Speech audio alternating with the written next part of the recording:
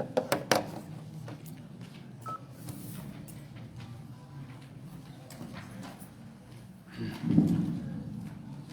عليكم ورحمة الله وبركاته.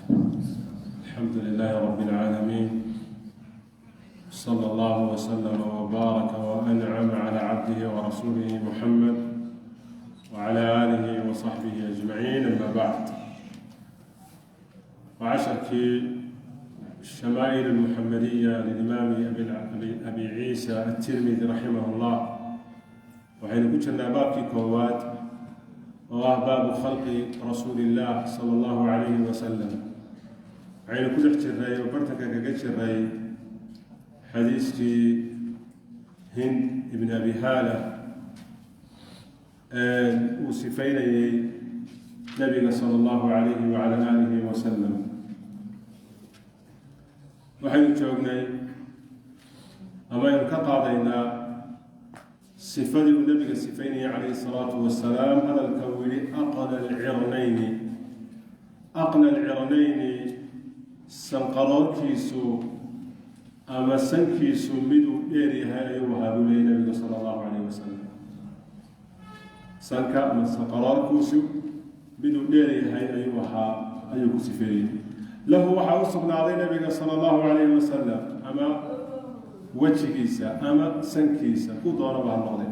نور الافتينو يعلوه كسر مريو، يعني النور كسر مريو أي أصب ناضي ويحسبه أموديو من لم يتأمله آنو في سنين أشم أمودي سيدي قف أشم كوحل إلى أفعال بها الله يقالنا وإن سنقراركم وديريهاي iyadoo ay siman yihiin xagga sare iyo xaggiisa hooseba ay siman yihiin. kaas ayuu moodayaa markuu qofku aan u fiirsan oo nuurkan ka soo baxaya ayaa qarinaya, bimacnaa nuurkan iyo iftiinka. yaxsabuhu wuxuu moodayaa man mid lam yata'ammalhu aanu fiirsanin. wuxuu nabiga moodayaa calayhi salaatu wasalaam ashamma mid sankiisu uu wada siman yahay oo xagga sare iyo xagga hooseba ay siman yihiin.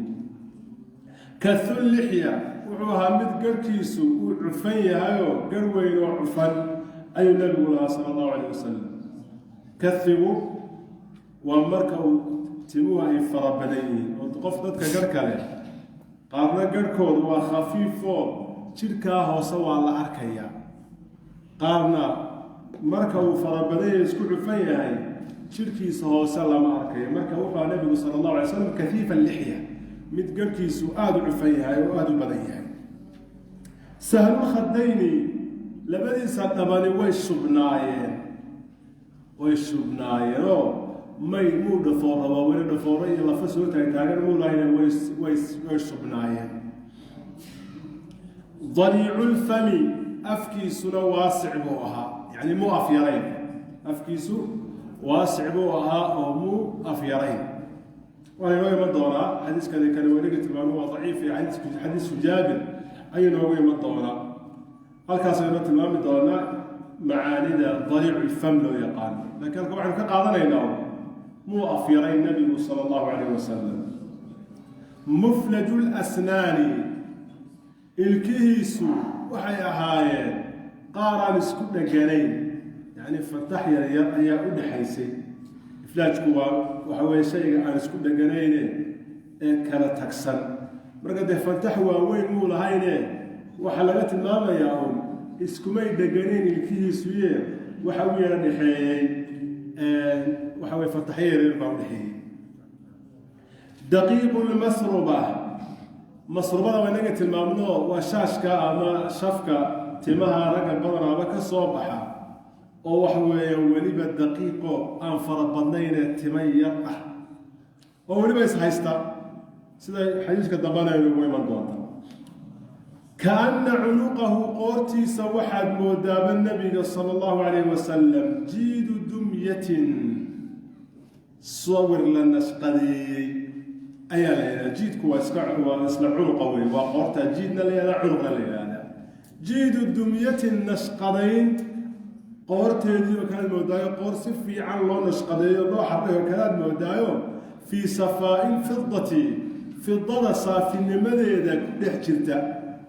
yacni suurad la qaabeeyo la nashqadeeyey oo weliba caddaanteedana aada moodo fida iyo qalin la moodo.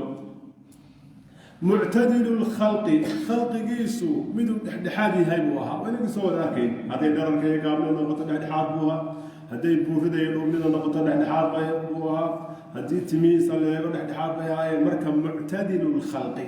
khalqigiisa iyo abuurkiisu miduu dhexdhexaad yahay buu ahaa. baadinun, mid hilboon buu ahaayo mutamaasikun ishaysta. sawaa'u lbatni waasadri, laabtiisa iyo calooshiisu miday isku mid yihiin buu ahaa. marka wuxuu tilmaamaya xadiiskii hore waxay nagu soo maray isagoo la diidayo la yidhi muu buuray nebigu sala allahu calayh wasalam. muhadamkeenu soo aragnay muu ahay mid buuran. halkana wuxuu leeyahay mid buuran buu ahayo ishaysta. waxaa lagu jamcinayaa buuri uu kala socdo, ama jirkiisa iyo qaababka intiisa kale ay qaybina buuran tahay qaybina dhuuban tahay, ama hilib ka lushaa ma jirineen. wuxuu ahaa hilib ama jirkiisu uu ishaysto oo uu siman yahay. waa qof yacni jirkiisu buuxo laakiin aan buuri lagu sifaynaynin. saasaa marka lagu jamcinaya, inkastoo labada xadiis mid ay daciif yihiin. sawaa'u lbatni wasadrina waxaa looga jeedaa calooshiisa iyo laabtiisu may kala horayn ee way sinaayeen. calool muu lahayn, ama calool godan oo laabtu soo baxsan tahay muu lahayne way sinaayeen. cariidu sadri, laabtiisu miday ballaaran tahay buu ahaa. baciidu maa bayna almankibayni, labadaa lafood ee aynu shalay tilmaamaynay cududda iyo qarqarku meesha ay ku kulmaan, labadaa lafood mid u kala fog buu ahaa nebigu sala allahu calayh wasalam. daxmulkaraadiisi, lafihiisu waxay ahaayeen meelaha ay lafuhu ku kulmaan mid u waaweyn buu ahaa nebigu sala allahu alay wasalam. anwarulmutajaradi ama mutajaridi, labadaba waa loo dabdiyey. wuxuu ahaa ka dharka laga bixiyey nuurkiisaoo kale ayuu ahaa. waxaa kan uga jeedaa yacni jirkiisa qayb ka mida haddii uu marada ka faydo wuxuu ahaa mid aada u iftiimaya oo nuur iyo caddaan leh buu ahaa. marka anwarulmutajaradi, kii dharka laga qaaday ama meeshii dharka laga fayday, marada laga fayday mid u nuuraya ayuu ahaa. ama anwarulmutajaridi, kii dharkiisa ama maradiisa qayb ka mida jirka ka faydayay nuurkiisii oo kale ama iftiinkiisii oo kale u ahaa, ama mid u iftiin badan buu ahaa. mawsuulu maa bayna allabbati waasurati, wuxuu ahaa mawsuulun mid uu xidhiidhsan yahay maa bayna allabbati, dhuunta iyo wasurati, xundhurta intaa u dhaxaysa miduu xidhiidhsan yahay buu ahaa. bishacrin, tima ku xidhiidhsan yahay. timahaasoo yajrii ishaysta kalkhadi, xariijin xaalu kula mid yahay. marka waataynu sheegayno timaha uu laabta ku lahaa nebigu sala allahu alay wasalam. horta halkaa labada waa dhuuntaa laga soo bilaabo ilaa lagu gaadhayo xundhurta ayay ishaysteen. daqiiqna way ahaayeen, timo yar bay ahaayeen. siday u yar yihiin isula haystaan waxaad moodaysaaba xariijin in lagu dhigay, sidaa loogu dhigay. sidaas uga jeedaa. mawsuulun miduu xidhiidhsan yahay wey, ama mawsuulun maa miduu xidhiidhsan yahay weeye bayna allabbati, dhuunta iyo wasurati, xundhurta intaa u dhaxaysa. bishacrin, tima ku xidhiidhsan yahay. timahaasoo yajri ishaysta dheh, soconaya ha odhan, ishaysta. kalkhadi, xaalay kuula mid yihiin oo kuula mid yahay xariijinta oo kale. caali thadyayni waalbatni mimaa siwa dalika, wuxuu ahaa caaliya thadyayni, labadiisa naasood iyo walbatni, calooshu miday maran yihiin, mimaa ka maran yihiin, siwa daalika, intaa ka soo hadhay. yani wuxuu leeyahay soo halka tima laguma sheegin dhuunta ilaa xudunta ishaysta. inta kale tima kuma lahayn buu uga jeedaa naasaha caloosha inta kale kuma lahayn tima kuma lahayn caaliya thadyayni labadiisa naasood miday qaawan yihiin iyo walbatni calooshu mima siwa dalika taa la soo sheegay wixii ka soo haray ah yani wixii intaa la sheegay ee labada iyo surada wixii ka soo haray waxa weeye tima ah miday ka maran yihiin buu ahaa naasiisa iyo calooshiisu ashcaru dhiraacayni walmankibayni wa acaali sadri ashcaru dhiraacayni wuxuu ahaa mid tima ku leh ashcarku waa cagsu ajrad waa inagii soo aragnay ashcarna waa qofkii timaha lahaa marka wuxuu leeyahay ashcaru dhiraacayni labada dhudhun mid tima ku leh buu ahaa iyo walmankibayni labada mankib waa taa aynu weli magaca u laanahay lafaha labadaa lafoodee meesha ay ku kulmaan cududda iyo qarqarku ay ku kulmaan laftaas labadaa lafoodna timuu ku lahaa iyo waa caali sadri laabta xaggeeda sare marka laabta xaggeeda sare kii horu waafaqsan yahayoo waxa weeye waa masrubadii meesha kale uu timaha ku lahaana waa halka diraaca ama dhudhunka xaggiisa sare ayuu ku lahaa iyo labada mankib iyo laabta xagga sare intaas saddexdaa meelood ayuu ku lahaa wuxuu leeyahay tawiilu zandayni wuxuu ahaa nabigu sala allahu calayhi wasalam miduu dheer yahay zandaynka waxaa looga jeedaa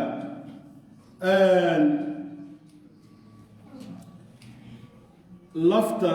dhudhunka iyo meesha ay iska galaan jalaqsaydu halkaasaa la yahaa zandaynka marka labadaa zandayn mid u dheer buu ahaa nebigu sala allahu calayhi wasalam zandaynku waa man xasara canhu allaxmu min addiraaci waa inta hilibku ku yar yahay oo wad aragteenoo dee halkan cududda iyo dhudhunka iyo intan hilibkuu ku badaya si u soo socdo mar kasta uu jalaqsayda u soo dhowaado hilibkuu yaraadaa marka halkaasaa zandaynka la yidhaahda halkaa mid u dheer buu ahaa nebigu sala allahu calayhi wacala alihi wasalam waxaa kaloo culimada qaarkood ay tilmaameen sida zamaqshade waxa weeyaan culimo kaleo lugawiyiintahi zandaynka waxay yidhahdeen humaa tarafaa cadmi saacidayni waa labadaa lafood ee jalaqsayda hareeraheeda ku yaalla labadaana waa lagu sheegay raxbu raaxati wuxuu ahaa waasiculkafi raaxadu waa kafka waa calaa casha marka raxbiguna waa sicadi weeye marka wuxuu noqonayaa waasiculkafi gacmihiisu qaaray waasic yihiin oo balballaaran yihiin buu ahaa nebigu sala allahu calayhi wasalam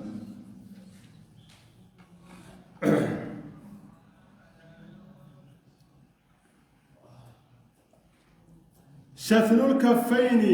iyo walqadamayni wuxuu ahaa gacmaha ama faraha gacmaha iyo faraha lugaha lafahoodu miday waaweyn yihiin horena waynoo soo maray saa'ilul atraafi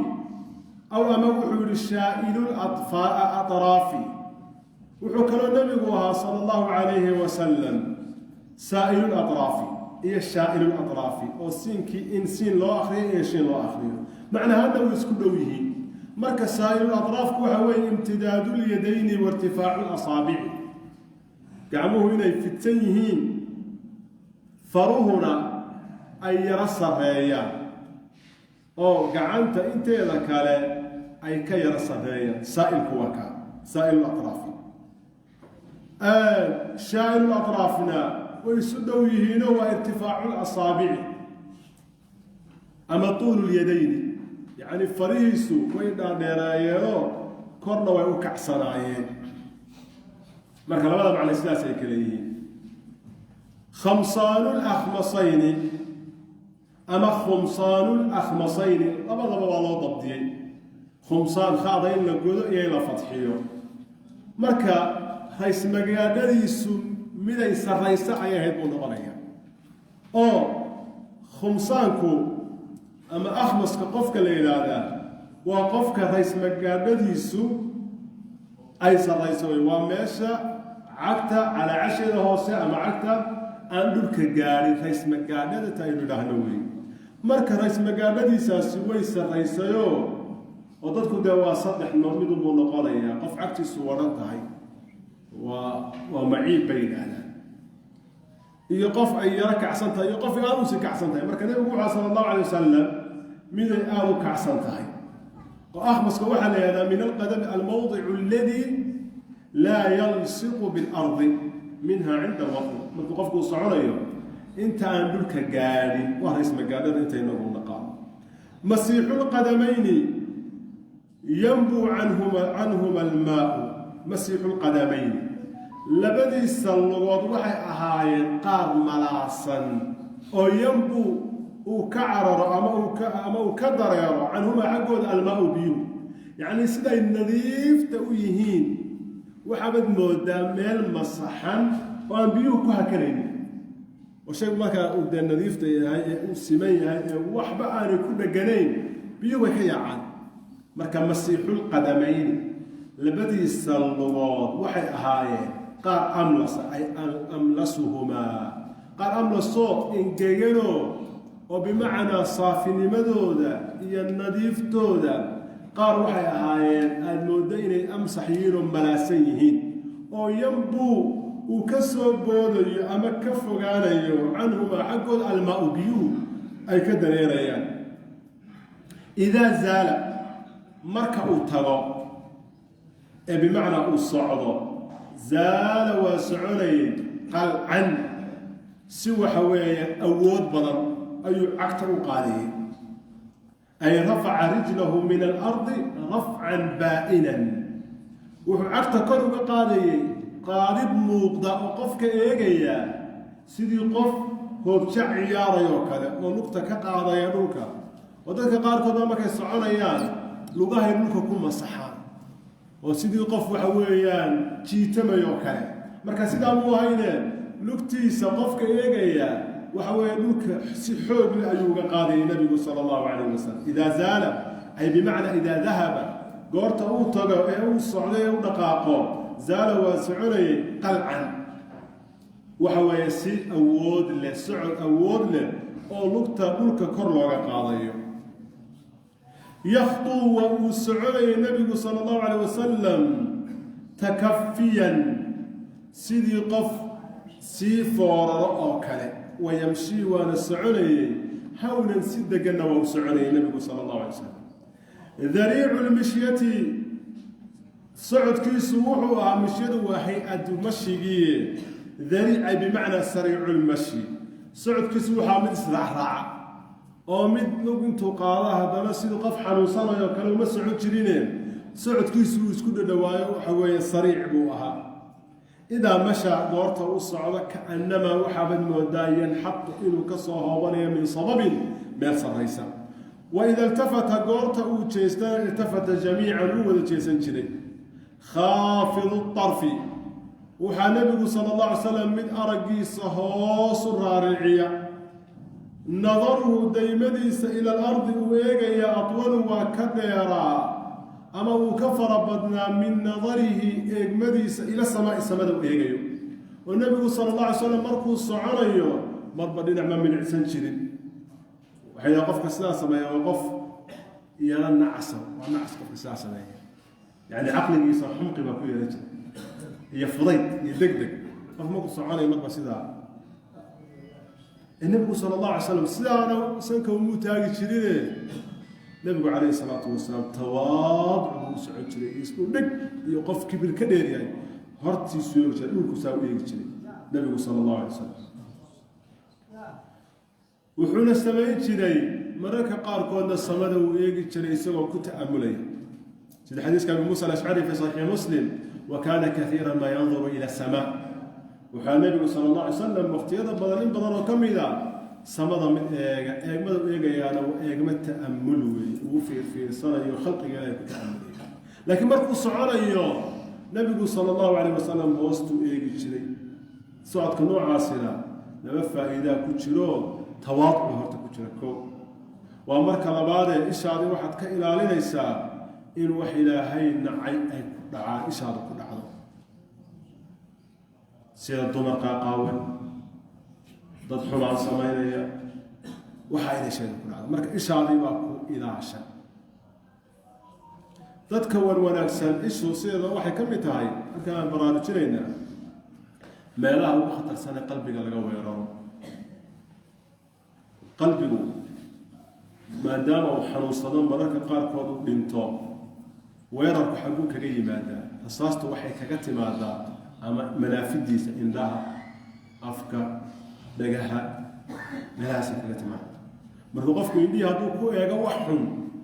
waran buu la dhacaya qalbigiisi hadduu dhegta xumaan iyo heesa ku dhagaysto qalbigii dadka laga kari la-yahay war heesaha iska daaya isma oge waxay dhaawac u geysanayaan qalbigoodu inuu qalbigoodu xanuunsadayna markaa waxaa lagu garanayaa dee waxa weeye dikrigii ilaahay kuma raaxaysanay cibaadadii way ku culus tahay inuu maantooda sheekeeya way u fududahay inuu 2 ragcadood tukadaana waa ku culus tahay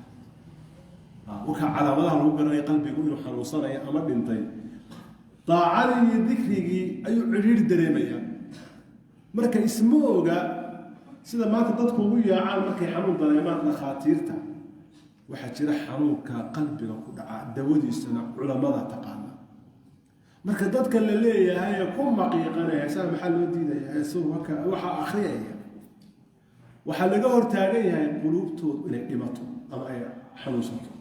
xanuunkana hadduu naftiisa waanu sugaynahay hadduu si fiican isu daweyn lahaa ama isu baari lahaa inta aynu sheegnaa ugu filan xanuun calaamada ugu filan in cibaadaduna ku adkaato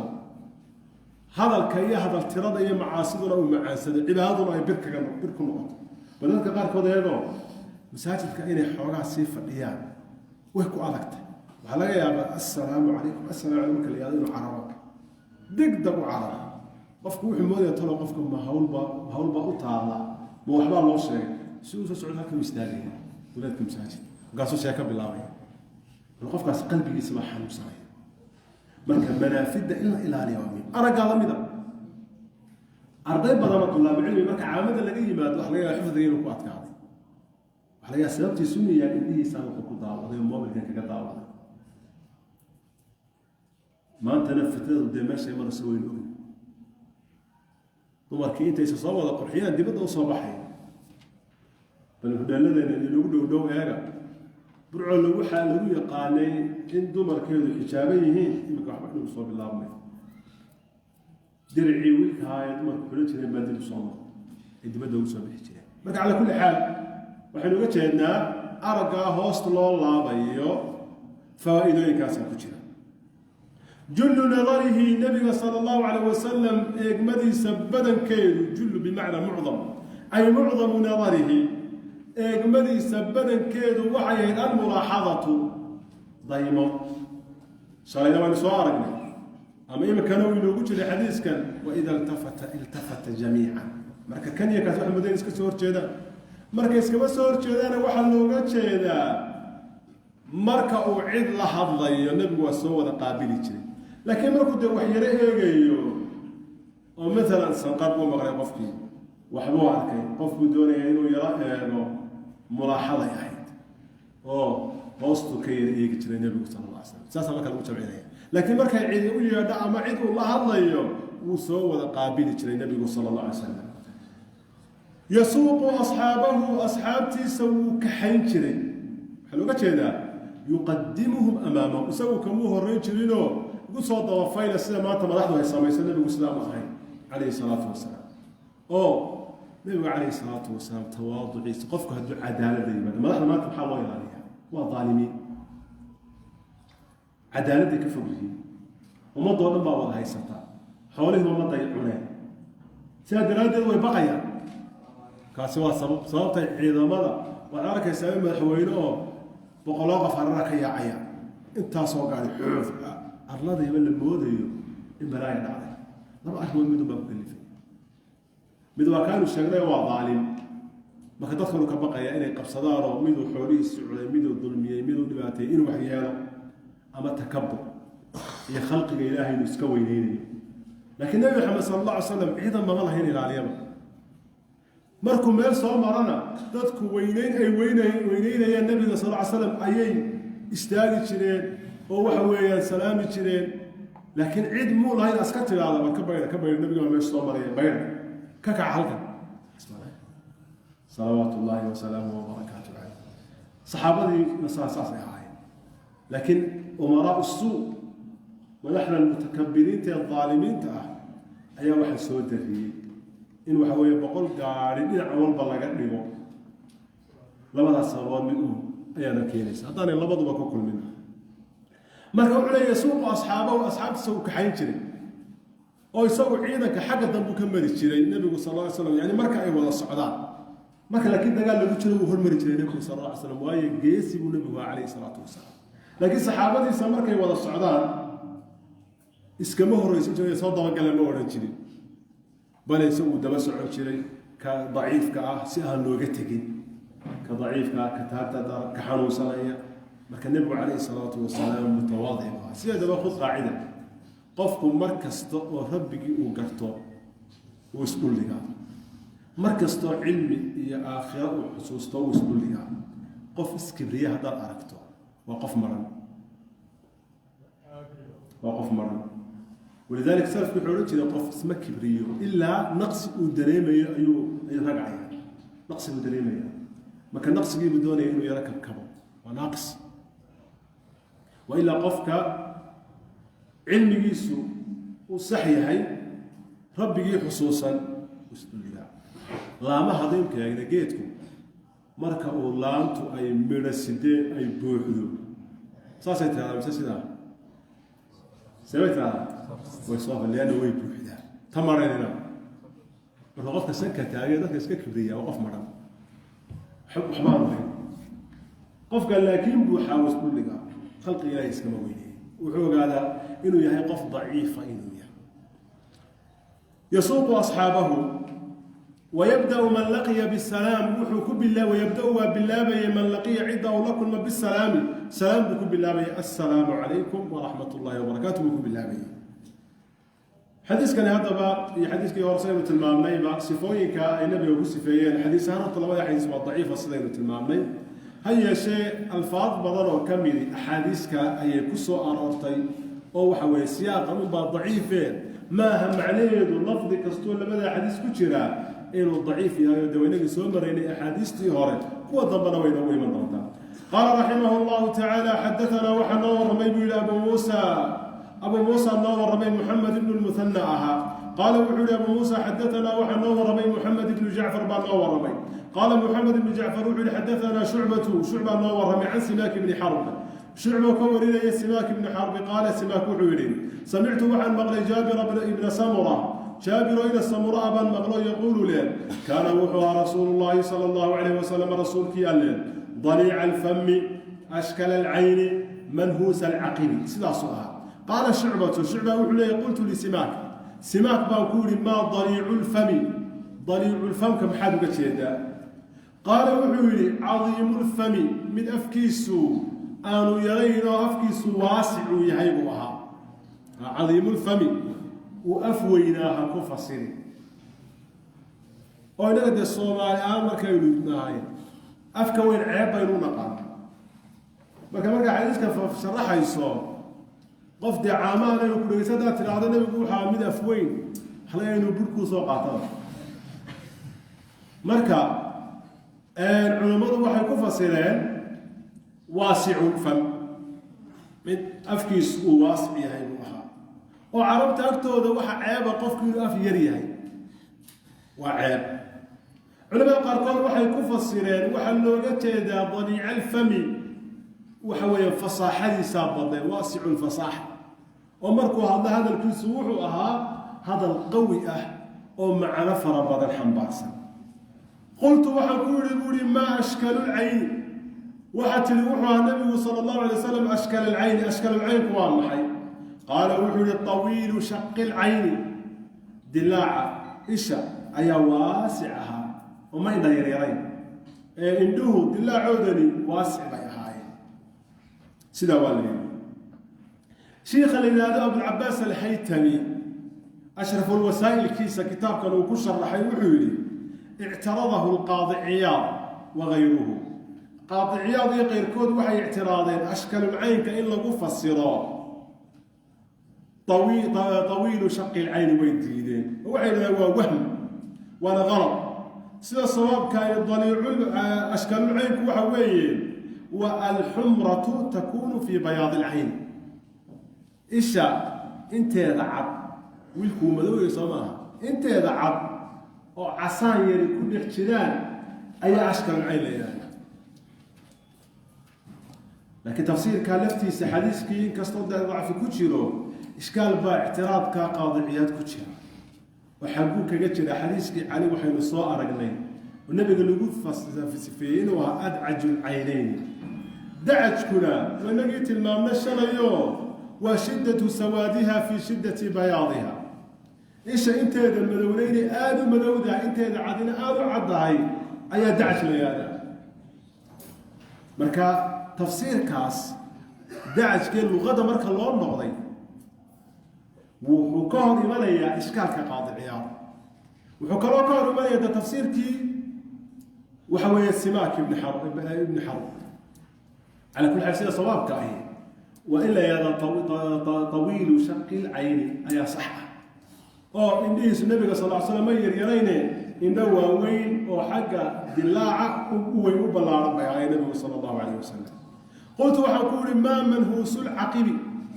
منهوس العقب وامحي قال وحول قليل لحم العقب عربت هيلب كذا يرى عربت هلكا ضمبه هيلب كسار أيا يرى منهوش نوال ليلانا سين يشين لبضبا والله ضبطيا حديث كان واحد صوص علي مصنف إمام مسلم يا إمام أحمد بعد صوص علي تراجمت هذين يعني أبو موسى ومحمد بن المثنى ابن عبيد العنزي أيال هذا والزمن بوعان كوياهي لقب كاسو عان كوياهي وحكم دي هاي لحدة الشيخة كتب ستة هيبا رجع أي كود وريان بيكملتها من لم يذبين صوم ركومها محمد بن بشار ولذلك ابن حجر أعيد هذا ومحمد بن وبندار ومحمد بن المثنى كان كفرسي رهان لمن يسكن لما وكلا حريج وكلا ديرين بهاين ما كان كاس وانك الشيخ واصحاب الكتب السته محمد بن جعفر وين صومر الشعبنا وين صومر وغندر شعبنا وامير المؤمنين سلاك بن حرب أصل كيس هو الصدوق لكن رواية وحديث كهدي وكورية عكرمة الضرب باكو سجن هدو عكرمة وحكورية حديث كيس يسكوه بصوت جابر بن سمرة رضي الله تعالى عنه صاحب رسول الله صلى الله عليه وسلم مرك حديث كيس سمرة وعنوت الماضي أوصاف كلا النبي أوليه عليه الصلاة والسلام حديث كتبنا نعم ينادي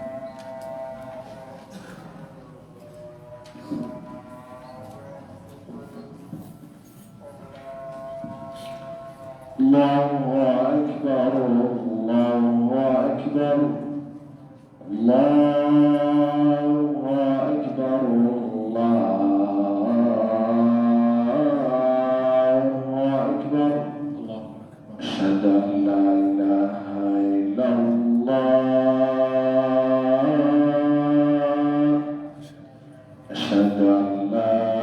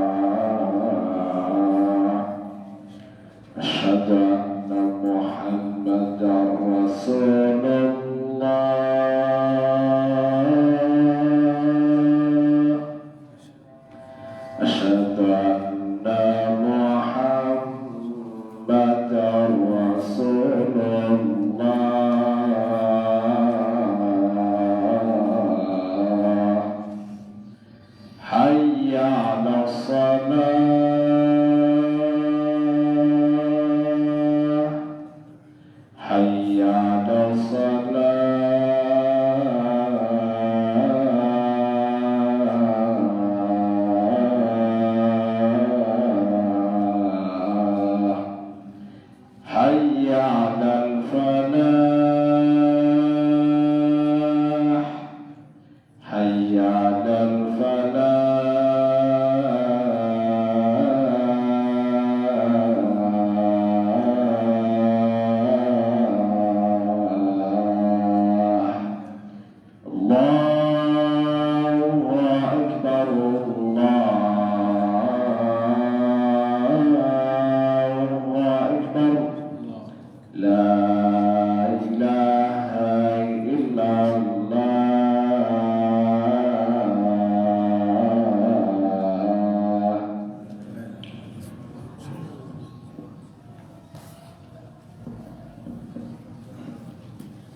حديث كتبنا قال رحمه الله حدثنا هناد بن السري بن نور ميموري قال وحول حدثنا عبثر بن القاسم بن نور ميموري عن أشعث عبثر كورنا يا أشعث يعني وحول جيدا ابن سوار أشعث وحول جيدا إلى سوار عن أبي إسحاق وكورنا عن جابر بن سمرة وكورنا يا أبي إسحاق قال جابر وحولي رأيت وحنا ركي رسول الله صلى الله عليه وسلم رسولك الله في ليلة هبيلو اضحيان هبين ضيحوا دميستريا أي ليلة مقمرة وعليه والحال عليه رسولك كركي سنة ويتاي حلة حمراء حلة اسكتشوة حمراء وعسل فجعلت وعن كذا أنظر إليه رسولك صلى الله عليه وسلم وإلى القمر يضيح فلهو إسو عندي أكتيدا أحسن إسقى كقروح بدن من القمر ضيح إسقى كقروح بدن النبي صلى الله عليه وسلم فلهو رسولك عندي أنا أكتيدا أحسن إسقى كوناكسن من القمر ضيح إسقى كوناكسن حديث كان واحد صارين مصنف كأيا لقى النقضي وحين وجدنا كتبت تسعة وتخريج واحد اعتماد إلى سقالك الكتاب أصاب كتب الستة أحمد موطأ دارمي أنت مركا لقى عبارة وشيخ أنا لقى عبارة حديث كمركا ضعف باكو سجنو أشعث المستوار لك اللي هالسنة ترجمة سكوار كدوامه أي ضعف كسجية هي الشيخ روح ذا النبي إيو إسبربر لك ضيحة دي حديث كان يكسو أرورتي صحابتنا أي كسفي النبي صلى الله عليه وسلم من آدو قروح بدنا حاجة تراجمت حناد بن السري ابن مصعب بالليل على كل يد سلوى أبو السري ثقات كمدي هاي عبثر بن القاسم الزبيدي أبو الزبيد نوال يا ثقات كمدي أشعث بن سوار الكندي بالليل هذايو بني كندو كذا شيء النجار لقبوا يهينا عليس وضعيف وضعف ما كسوغان ولا ضعيفي أبو إسحاق رينا صومري جابر بن سمرنا وين صومري حديثك الفاضيسة لفظ الليلة إضحيان واسدين كتل مامنيو إضحيان كوا الليلة مقمرة وحي علماء إلى هذا الألف كي النون كوا زيادة إضحية يعني إضحية ليلة إضحية مكاسات تادي اللي سكتوري ما دام لا قراليو waxaa lagu soo bedelay alif iyo nuun idxiyaan saasay ku noqotay marka waa laylatun muqmira xadiiskan markuu wuxuu tilmaamayaa nabigu sallallahu alayhi wasallam siduu u quruxda badnaa salawaatullaahi wa salaamuhu wa barakaatuhu alayhi xadiiska koob iyo tobnaad قال رحمه الله وحول حدثنا سفيان بن وكيع نور رمي قال سفيان وحول حدثنا وحنور رمي حميد بن عبد الرحمن الرؤاسي بن نور رمي حميد كورنا عن زهير كورنا عن أبي إسحاق وكسي ورنا قال وحول أبو إسحاق سأل وويدي رجل نبا ويدي البراء بن عازب براء إن عازب وصحابي يقول ويدي أكان معها وجه رسول الله صلى الله عليه وسلم نبي وجهيسو مثل السيف توكل معها قال قل الله مي بل مثل القمر ضيحك أيها النبي صلى الله عليه وسلم وجهيسو حديثك واحد صار مصنف كي بخاري إمام أحمد نبى صار طريق نارك صار طريق زهير ابن معاوية عن أبي إسحاق مسلم يسوع صار عن طريق إسرائيل عن سماك عن البراء محين الله بدأ الشيء أو كافقنا زهير بن معاوية سماع عيسى وابو اسحاق وحكم بقلي كان باخره اختلاط باكو دعي مركي ويناد اي عيسى سغا اكاتي marka ragii intii uu sidaa noqday kan maqlay ayuu Zubayr ka mid yahay laakiin hay'ashee Bukhari isagu wuxuu doortay riwaayada Zuhayr sidaas ku soo saaray kaanama aktiisa inuu sugayo rajaxay Zuhayr inaanu bi akhara ka maqal إلا والإسلام قال يا بآخرها تو كم بقلو إلى الحديث ليس لقادنا وحسبه صحيح يا زهير بن معاوية إنه قبل كم بقلي لكن أبو زرعة الرازي كتاب السيسة وحنو دورني أهداف تهرنا مثل ما يكون يصلى وحدير أبدأنا حديث كبرتها وإن كان فائدة يستان من خلالها حديث النبي صلى الله عليه وسلم سيدة لو تخرج علاش سيدة لو قال marka waxaa muhiima inaad maktabadda u noqotaan oo aad eegtaan oo aad waxa weye ku tababarataan si axaadiista loo kala hufo marka bukhaari wuxuu rajaxay ariiqa zuhayr marka muslim isagu riwaayada zuhayrba ma marine can ariiqi israa'iil can sibaaq buu xadiiska ka keenay cala kulli xaal marka xadiisku waa muttafaqun calayhi waa saxiix laakiin asaaniid isnaad ahaanu baynu sidaa uga hadalnay taraajimta sufyaan ibnu wakiic horu inoo soo maray xumayd ibnu cabdiraxmaan dabcan sufyaan ibnu wakiic waa can ariiqi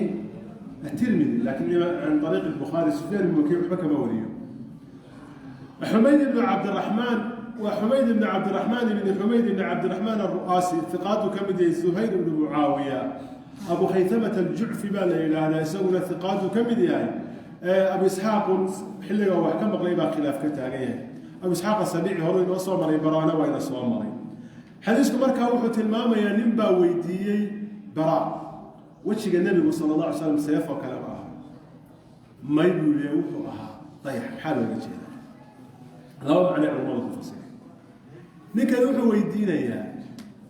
حاجة وجهك النبي سيدو يالي ما مستدير بوها سيدا طيحه كله وليك سنة مثل سيدا الصوء سيدا سيفته كلام تشبيه حاجة سقوط عليها وقابك يا شكلها سيدا ولي ما wuxuu uga jeedaa xagga lamacaanka oo seeftu daway wirwidhaa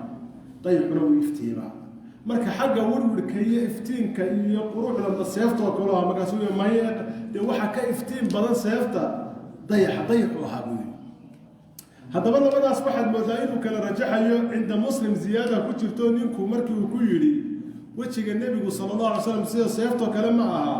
wuxuu yidhi bal kaana mithlu shamsi waalqamari wa kaana mustadiiran marka labadii macnaba uu ku jamciyo wuxuu yiri horta xagga iftiinka qoraxda iyo dayaxo kale waxa wajigiisu mustadiir ayuu ahaa shalayna waan soo aragnay nabiga sallallahu alayhi wasallam wajigiisu inuu mustadiir wada ahayne laakiin dhinacyada qaarkood inuu mustadiir ka ahaa rasuulku sallallahu alayhi wasallam xagga iftiinkana inuu dayaxa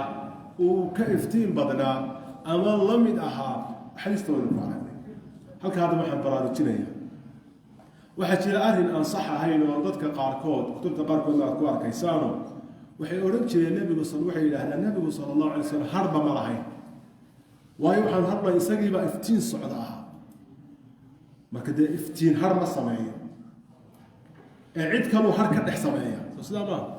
qoraxdu iyadu har ma laha laakiin cid kale markay ku dul dhacdo ayay ciddaasi har samaysaa marka waxay har muu lahayn sababtoo ah dee dayaxoo kaluu ahaaba من قولك سوى باطل تشبيها لو سفينا ضيح لو شبين سفينا يا انا مد حسيو افتين ضدك افتيمنا يا مو هيدا قرح لك شبهها يا وتم حاول دليلا يقول يا النبي صلى الله عليه وسلم دقانا ايام بدي كدحشي وعايش واحد لا هاي النبي صلى الله عليه وسلم بعد هبين واي وانت عطابت واي ودنا markii dambe gacanta ku dhacday soo sujuudsano duca akhriyay marka hadduu iftiin yahay halka mi caasho walahay dee waa arkay bay wada ka jifta arkay idan qowlkaas waa qowl daciif oo ajrin oo baatil حديث كلام يتبنات قال رحمه الله تعالى حدثنا وحنور رمي أبو داود المصاحفي سليمان بن سلم أحا أبو داود ممكن يجري المصاحفي أي نسبة سؤال سليمان بن سلم المقعي سواها قال وحولي أبو داود حدثنا وحنور رمي النضر بن شميل بن نور رمي عن صالح بن أبي الأخضر وكورنا عن ابن شهاب وكورنا صالحنا عن أبي سلمة وكورنا ابن شهاب عن أبي هريرة رضي الله تعالى عنه قال وحولي أبو هريرة كان رسول الله صلى الله عليه وسلم رسول كان له أبيض مذعب كأنما وحابد مدى صيغة إلا أبوري من فضة قليل إلا أبوري ما بدمدى رجل الشعر تميس نوعي أهاين قار دحدحاضو أم بس أهيني تما الغدنا عن هيني تما دحدحاضا وميلها قار كودنا كسوير الله ما أيوها حديث كان وحالة تفردي مصنفك إسنادك سنة ضعف ما كتشرو صالح بن أبي الأخضر نك الياسية ترجمة سنكوار كدورنا ضعف ما كتشرو هيا شمعناه تلماميو دي حديث لم يدين سوء عرقنا بياض كل شيء يعني هرين سوء عرقنا بحديث كأنس بياض صافي أهم قموهين أمها قموهين وهو عبدان عصاني تويا لنحجته أيها كأنما صيغا من فضة لنا يعني السيدة وعدي هيبوح ليه وحابد مدابة صيغة بمعنى إنك أرضي إيجاد كوي إيجاد يعني كأنما إن لقيت شرسيون لقى أبو ري فضة فجينا الشعر ناس نوع السؤال ترجمت أبو داود المصاحفي سليمان بن سلم وحوي وثقة البلخي نظر بن الشمي المازني أبو الحسن النحوي بالإلى دوار بصري يسوون الثقات كمدي صالح بن أبي الأخضر اليمامي ضعف ولا ضعيفية هدي لكن عد كان راعضو ولا أقبل لها لكن دعيدكم مرة عن رواية حديث كان ابن شهاب وإمامك ومحمد بن مسلم بن عبيد الله ابن عبد الله بن شهاب أوغي صلابات صدحات أي شهاب لا إله إلا ابن شهاب بالإسكيل وحفاظ دواوين بكمدي هاي أبي سلمة كن يدي سام مقعوها سيدا سال ليلي ولين عبد الرحمن بن عوف صحابي قاسا علي فقهاء السبعة يكمدي هاي أبي هريرة وعبد الرحمن بن صخر الدوسي صاحب رسول الله صلى الله عليه وسلم رضي الله عنه حديثك كأنما صيغ من فضة أي خلقه الله أيام المودة أي معنوه النقرية بمعنى الإيجاد في الأساس marka quruxdiisu iyo sida uu iftiimayo in fidda laga sameeyay baad moodaa marka xadiiska waxaan ka qaadanaynaa ضعيف baa hada macna xadiiska la tilmaamtay oo ah quruxda nabiga sallallahu alayhi wasallam xadiiska 13 قال رحمه الله تعالى وحول حدثنا وعن ورمي قتيبة بن سعيد بن ورمي قال وحول قتيبة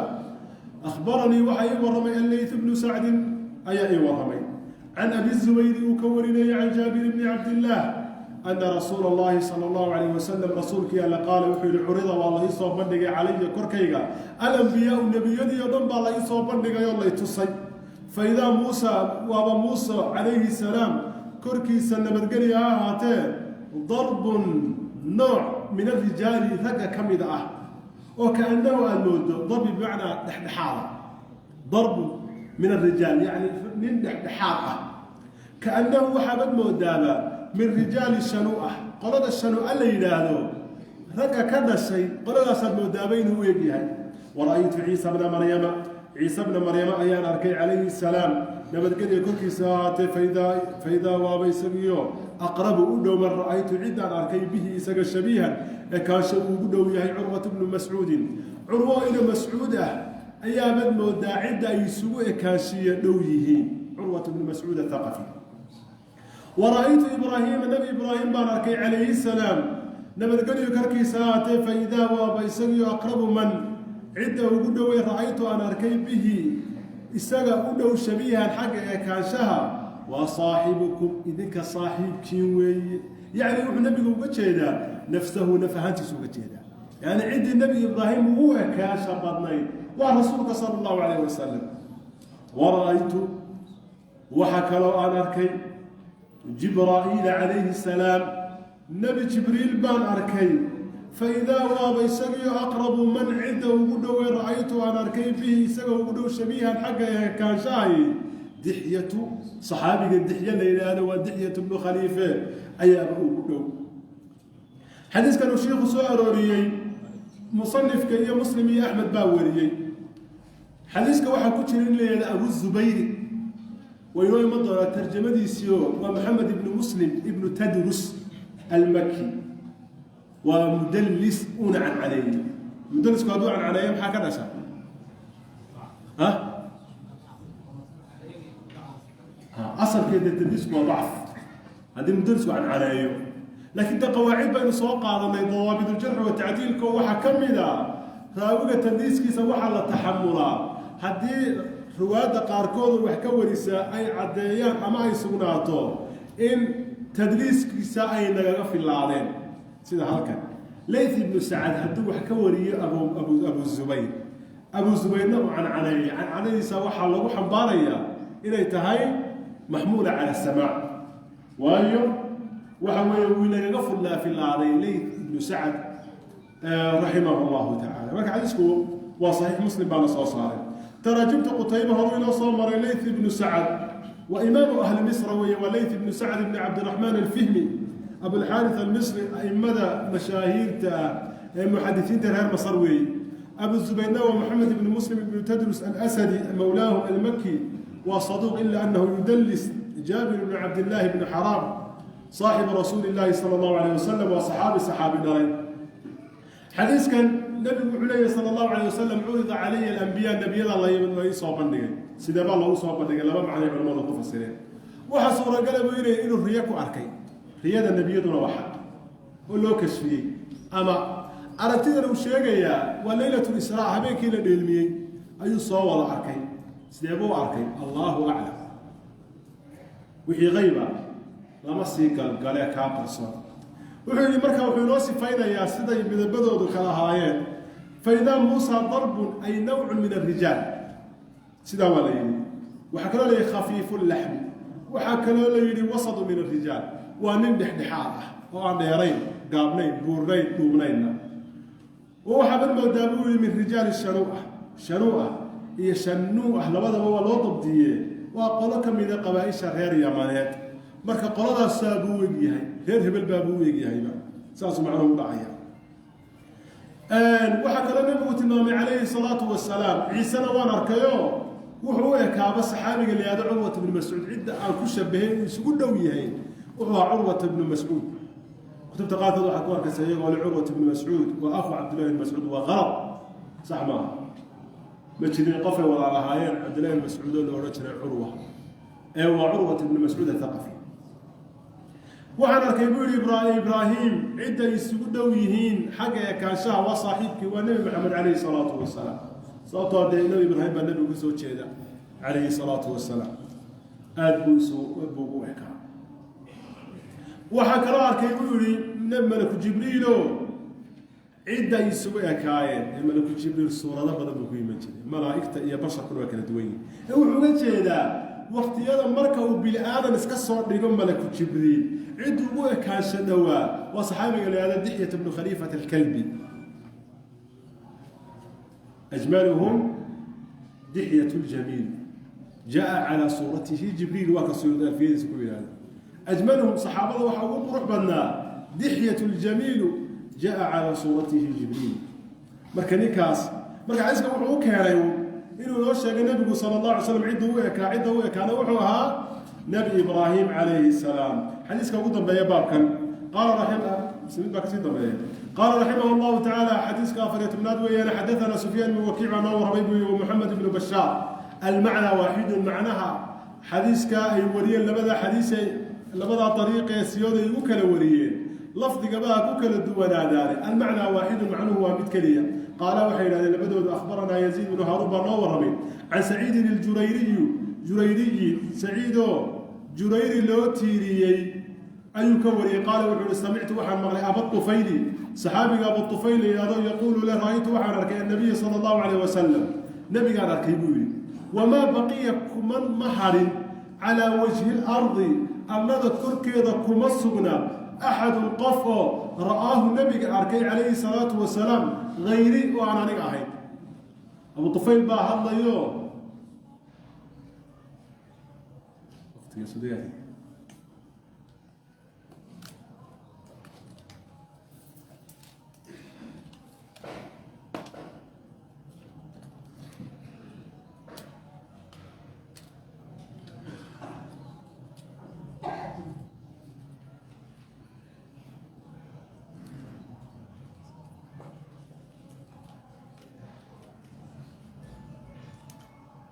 وحليه عن سعيد الجريري قال وحول سمعت أبا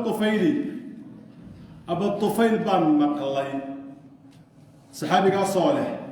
وحنا ركي النبي عليه الصلاة والسلام ما كسوحوا إنه قدريا حلقة هو رميه عيد الدنيا ما تكون والنبي عركتي عليه الصلاة والسلام وأنا كان هين بتشرو ويوحوا أبو الطفيل ترجمي سنوي ما دونتا آخر من مات من أصحاب رسول الله صلى الله عليه وسلم صحابة رسولك قفك يقول غير الدنبي أبو الطفيل بوها قلت وحكول بولي هاي سعيد صفه لي صفه هذا بل له صفات. قال وحول كان وحى النبي صلى الله عليه وسلم أبيض مدعة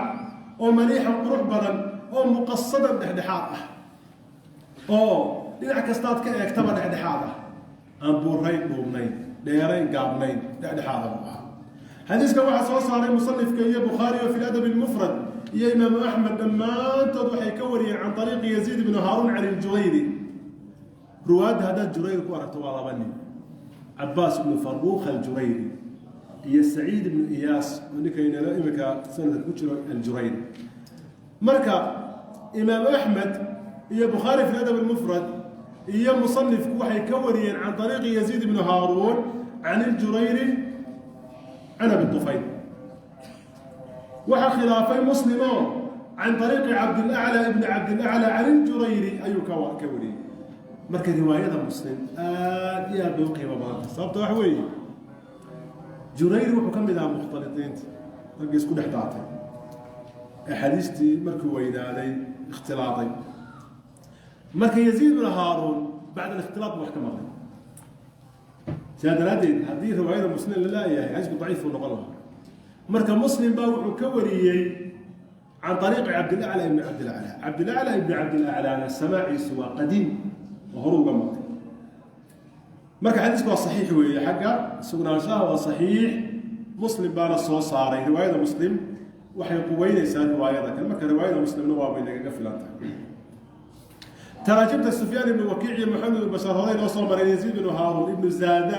الزادان بن هذا أبو خالد الواسطي وثقة وهي سعيد بن جرير وسعيد بن إياس الجريري أبو مسعود البصري اختلط قبل موته ب3 سنين 6 سنوات كهر انت أنا الإمام مسكون أحداثي أبو الطفيل صحابي سوى عامر بن واثلة رضي الله تعالى عنه الليثي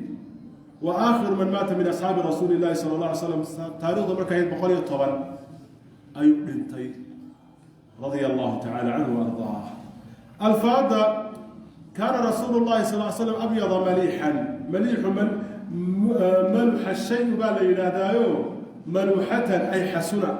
يعني مليحا هو سناي روح بدنا صلى الله عليه وسلم أبيض كان هراء يدوس وشرحني أبيض خالصا إلى النبي عليه الصلاة والسلام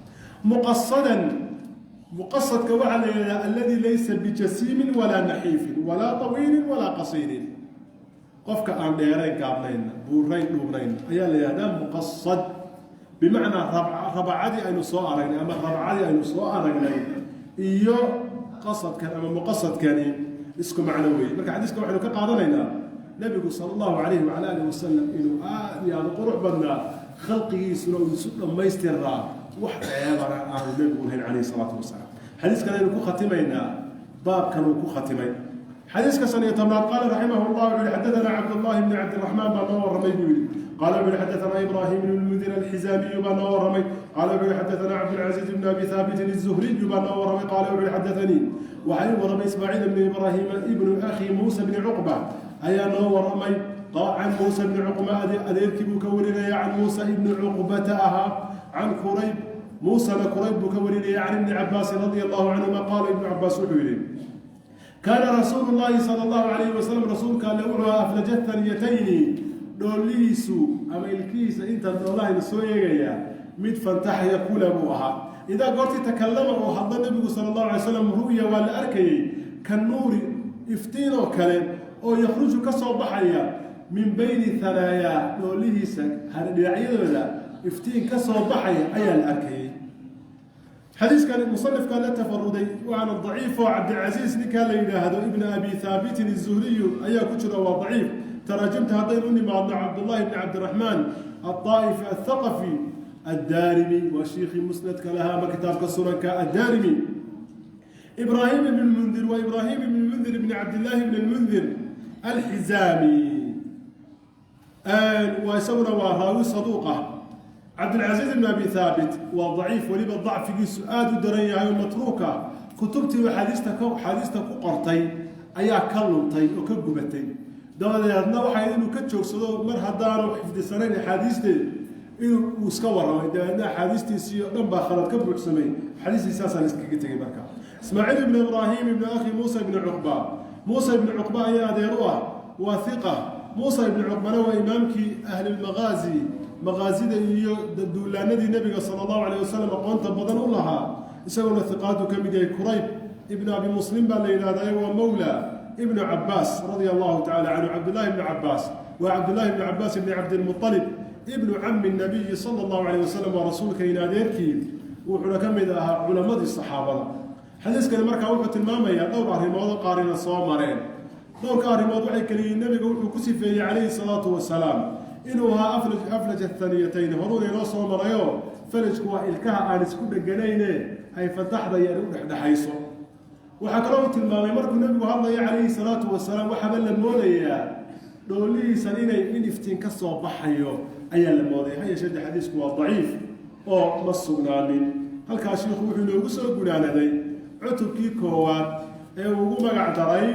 باب خلق نبي ما جاء في خلق رسول الله صلى الله عليه وسلم أبوك رسولكم سدروها عليه الصلاة والسلام أيها الكائن وسو قلنا ذي وحنين وقد صندقتي رسولك صلى الله عليه وسلم إنه آدي قرح بنا إلى هاي خلق بيسا ما يستري بدع كستول لغا إيقابا قروح إنه آدي قرح بنا صلوات الله وسلامه وبركاته عليه الكاسم إنه وجوي عشركين والله تعالى أعلم وصلى الله وسلم وبارك على عبده ورسوله محمد وعلى آله وصحبه أجمعين.